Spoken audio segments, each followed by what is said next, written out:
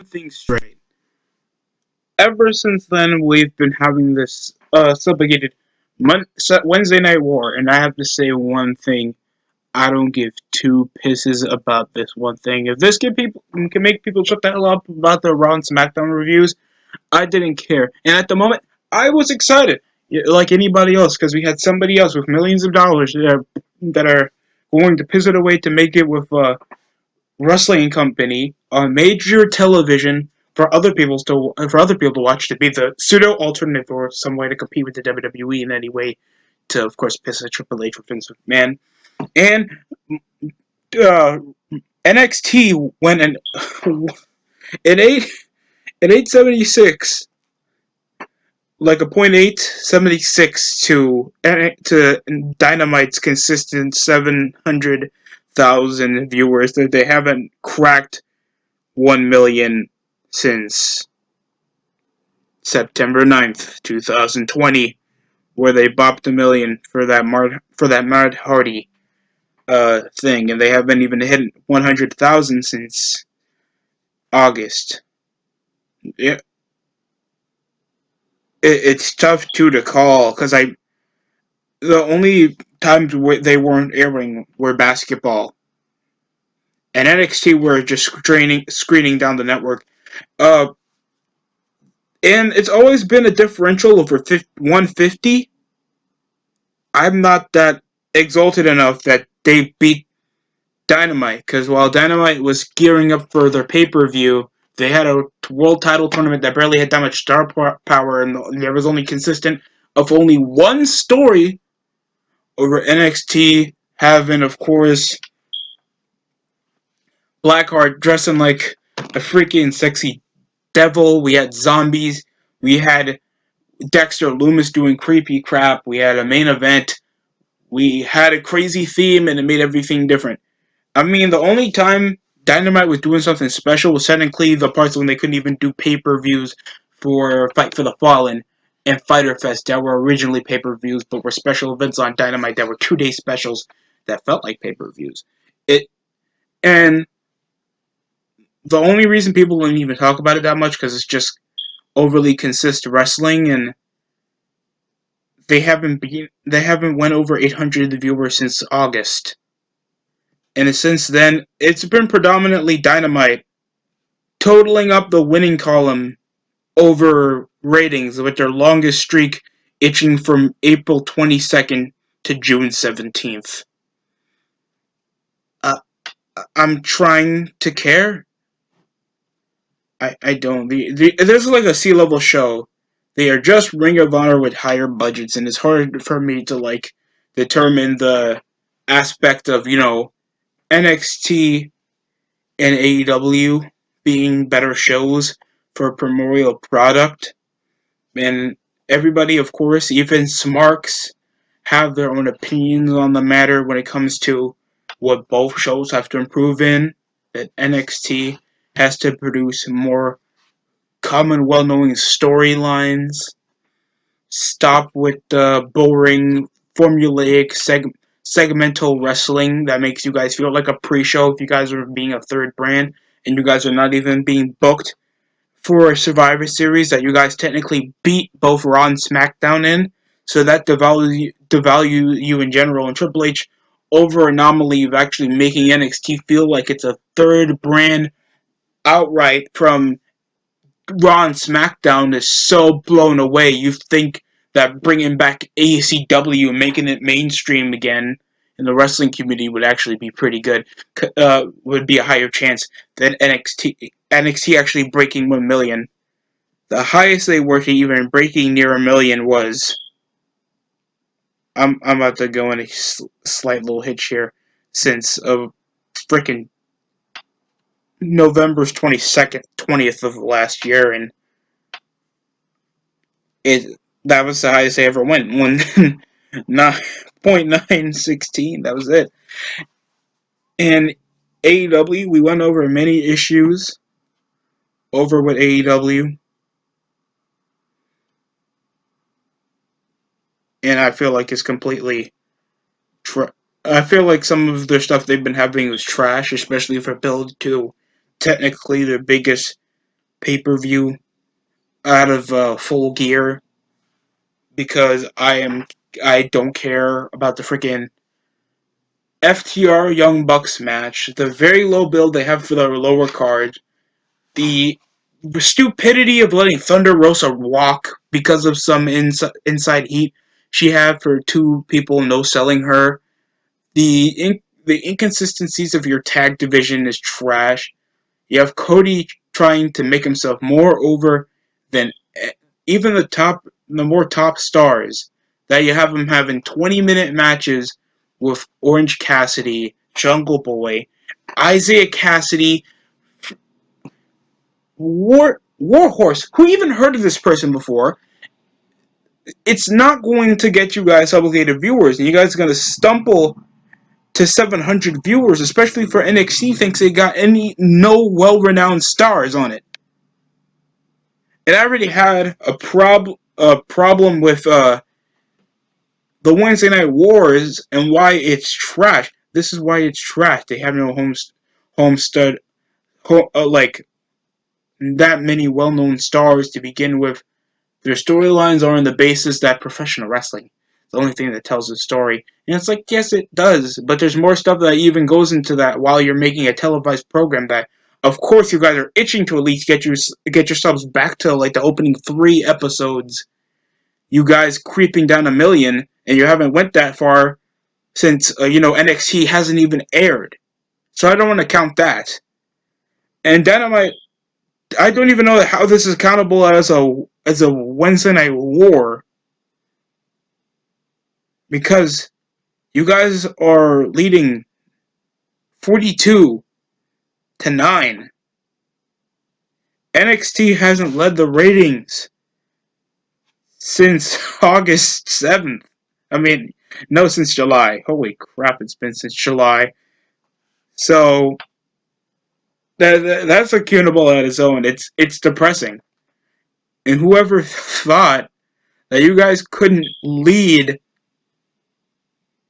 until you actually did something interesting like you guys did Halloween Havoc, that's like a 1 in 1 million spot. No one is particularly that interested now. Thanks, Karrion Kross is hurt. You let some of your NXT mid-carders walk to get stopped by the main roster. And, of course, underutilization of some actual talent in the terrible, lackluster formatting of your show. It's really not working out. So is AEW in its own aspects. I think it has its real bad problems. Some I primarily agree with. I think you guys signed way too much talent that doesn't really captivate an audience, isn't over, and is only there because, of course, they have close relationships with either Cody, the Young Bucks, Kenny Omega, or Hangman Page. I feel like some of the backstage stuff you guys go to is way too soft. Like one scuffle, Thunder Rosa walks away. A lady that's been a ratings grower for you, a lady that actually looks attractive, has a good look, been having the best matches since Riho and Nyla Rose. As tough as it is to see what looks like a 16-year-old getting toppled by a she-male, at least those were decent matches. Anything else involving Penelope Ford, Brandy Rhodes, or Allie, even though some of these women are attractive, are not captivating an in-ring product, and why you guys have least viewership.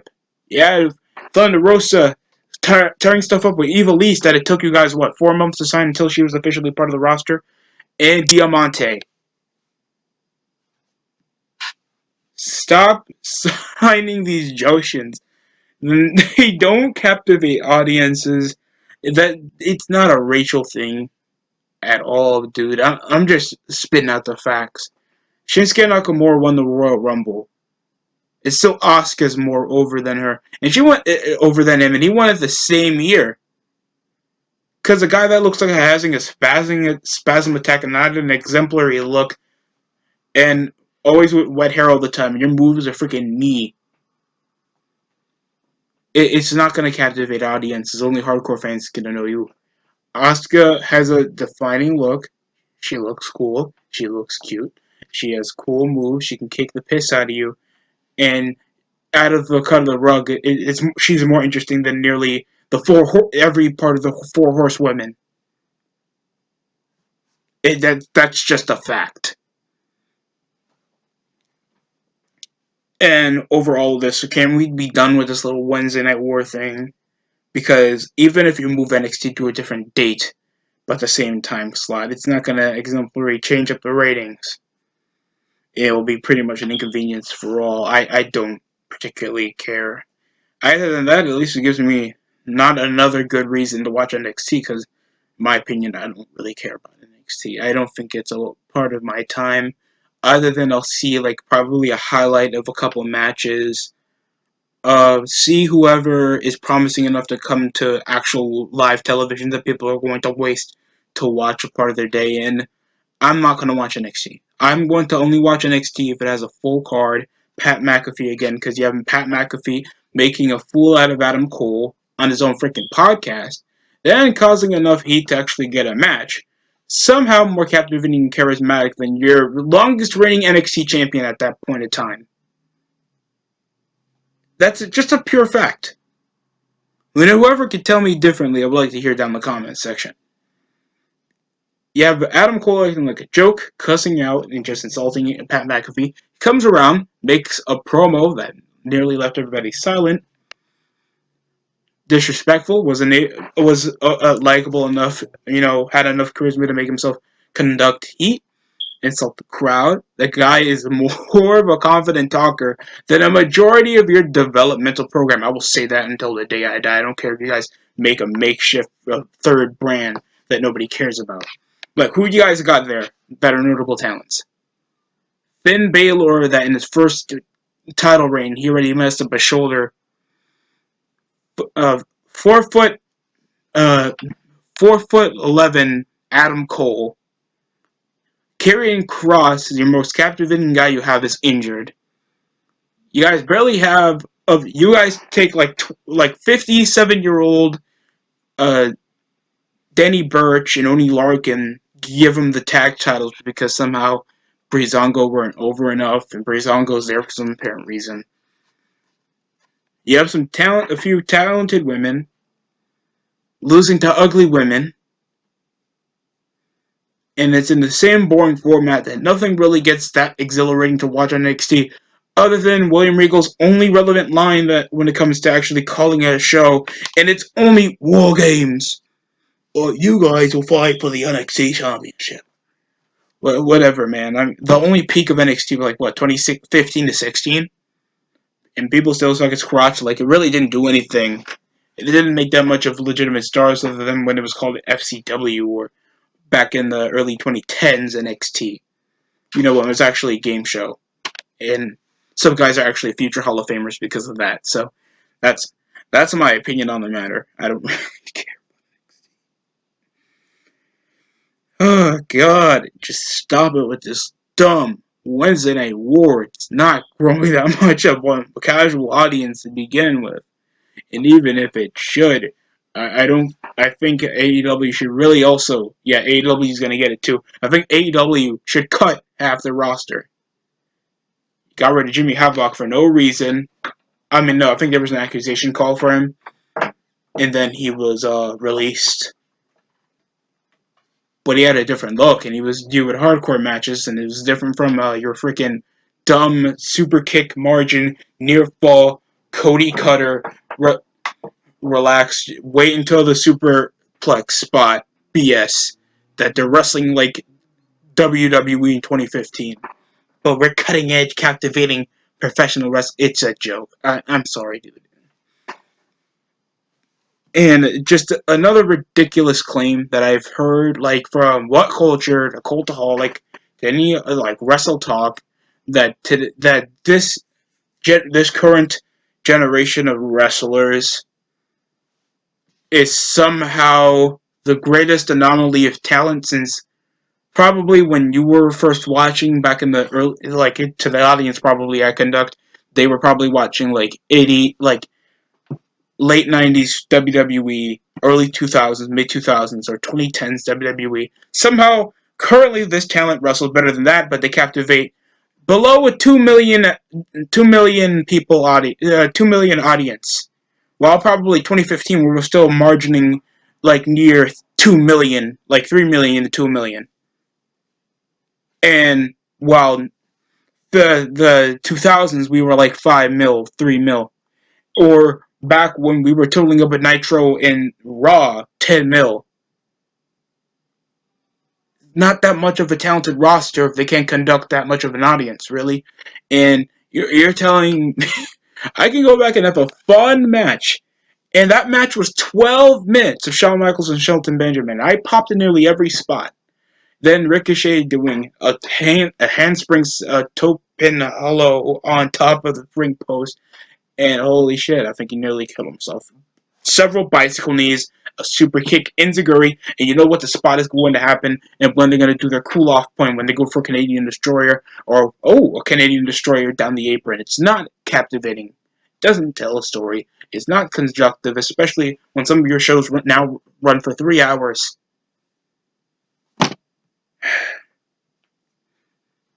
And I'm somehow supposed to care. Sorry about this vent out of nowhere, but it's just a borderline topic. If you have a war and you have primarily most of your ratings going to AEW, of course you still have that anomaly of an NXT fan, but NXT fans are a bunch of smart midget neckbeards that probably find more faith in Cameron Grimes than anybody like Karrion Kross or Adam Cole, Kyle O'Reilly, or Shotzi Blackheart.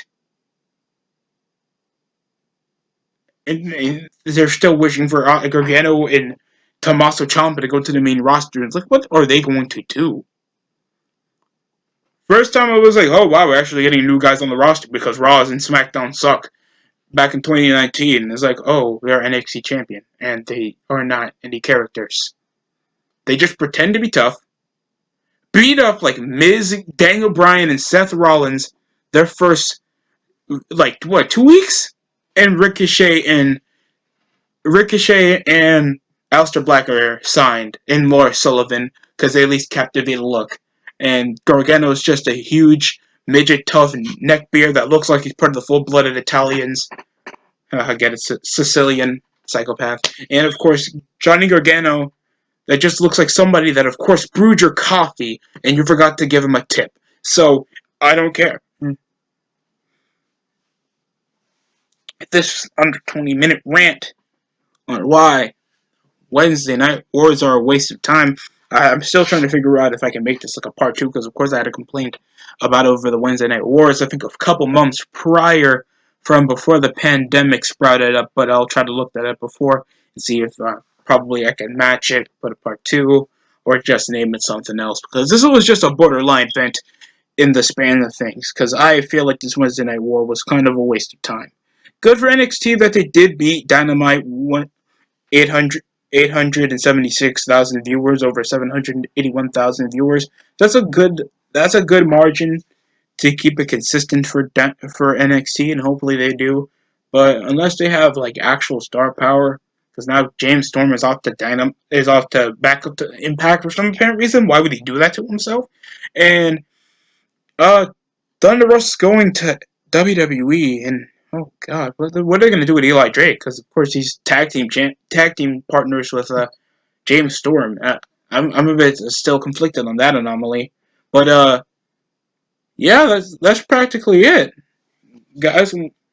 Want to please talk more about what's going on in the Wednesday Night Wars? Please comment down in the comment section below. Love to hear your opinions. Elitist, Swirl, Rhodes, whoever comes around that I lose in that trivia game with, I don't care. But thanks for taking your time. Hope you guys have a nice day. Thanks for watching.